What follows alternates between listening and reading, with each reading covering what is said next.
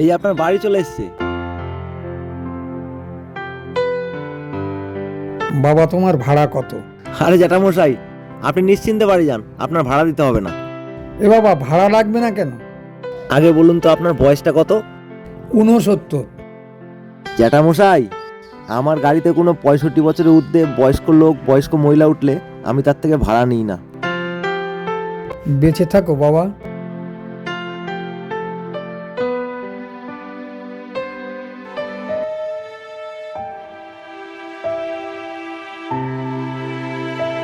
দিদিভাই ভাড়াটা।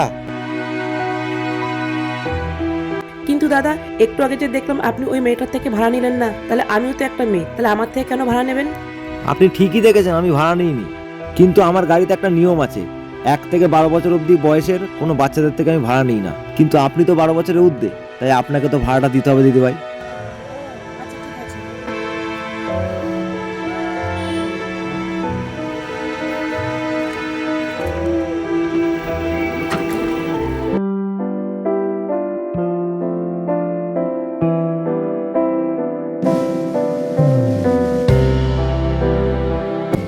দাদা ভাড়া কত? 10 টাকা দেন।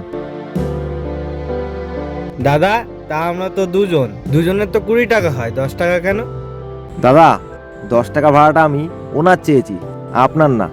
কেননা শারীরিক প্রতিবন্ধীদের থেকে আমি ভাড়া নিই না।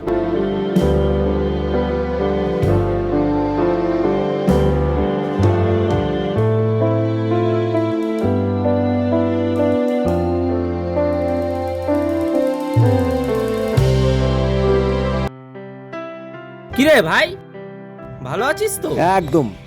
তুই যেভাবে দান ছত্র খুলে বসেছিস, তোর ব্যবসা ডগে উঠে যাবে কয়দিনের মধ্যে।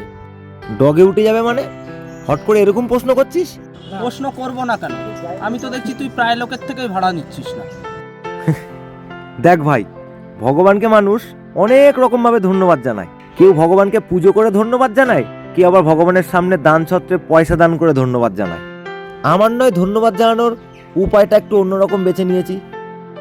কিছু অসহায় মানুষকে সাহায্য করে। একটা পঙ্গু মানুষের থেকে আমি ভাড়া কি করে নিই, একটা বয়স্ক লোকের থেকে ভাড়া আমি কি করে নিই, কিছু বাচ্চাদের থেকে ভাড়া আমি কি করে নিই। আমার মনুষ্যত্বে লাগে জিনিসটা। সত্যি কথা বলতে, এই পথ বেছে নিয়ে আমি খুব ভালোই আছি, মন থেকে বলছি আমি খুব ভালো আছি। আমার এতে কোনো কষ্ট হচ্ছে না। হয় একবেলা কম খাবো, কিন্তু সুখে তো থাকতে পারবো, আর ভগবানের কৃপায় আমি সুখেই আছি। না ভাই, ঠিক আছে, সঠিক আছে, চালিয়ে যা ভাই, চললাম। হ্যাঁ।